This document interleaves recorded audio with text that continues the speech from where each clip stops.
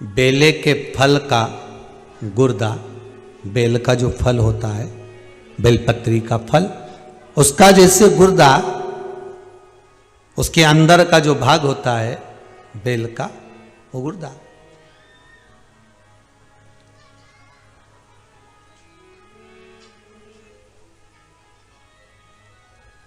उसको अग्नि में जलाकर उसकी भस्म तैयार कर कर छान कर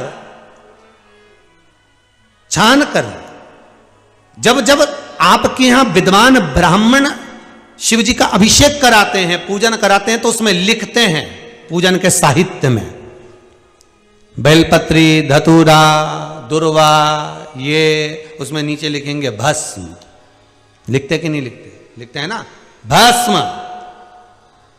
अभिषेक में चाहिए रहती है। तब उस भस्म का थोड़ा सा भी भाग आप अगर शिव को समर्पित कर रहे हो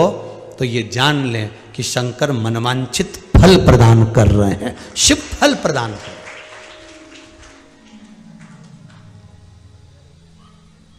महाराज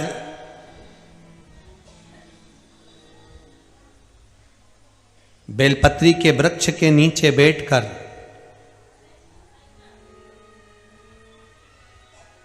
हाथ में एक बेलपत्र का पत्ता रखकर आप पंचाक्षर मंत्र नमः शिवाय, ओम नमः शिवाय या श्री शिवाय नमस्तुभ्यम या महामृत्युंजय मंत्र का स्मरण कर रहे हो, पर डंडी का भाग अपनी ओर, बेलपत्र की बीच वाली पत्ती का भाग बीच वाली उंगली की ओर रखकर अगर आप स्मरण कर रहे हैं और अपनी कामना कर कर बेलपत्री के वृक्ष के नीचे बैठकर उस पत्ते को सम्मुख रखकर बाबा से विनय कर कर एकांत में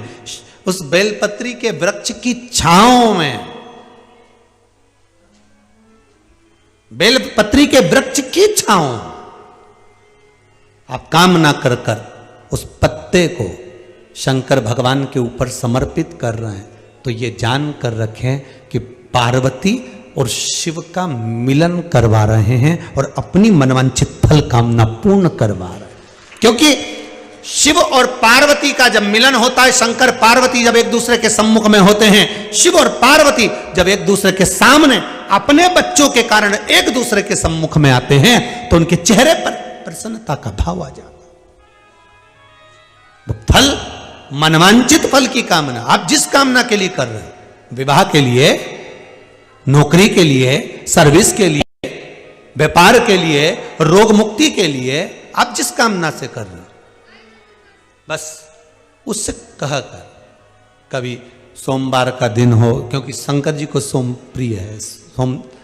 सोमवार का दिन, चंद्र का वार शिव जी को प्रिय है, शिव जी को प्रिय है।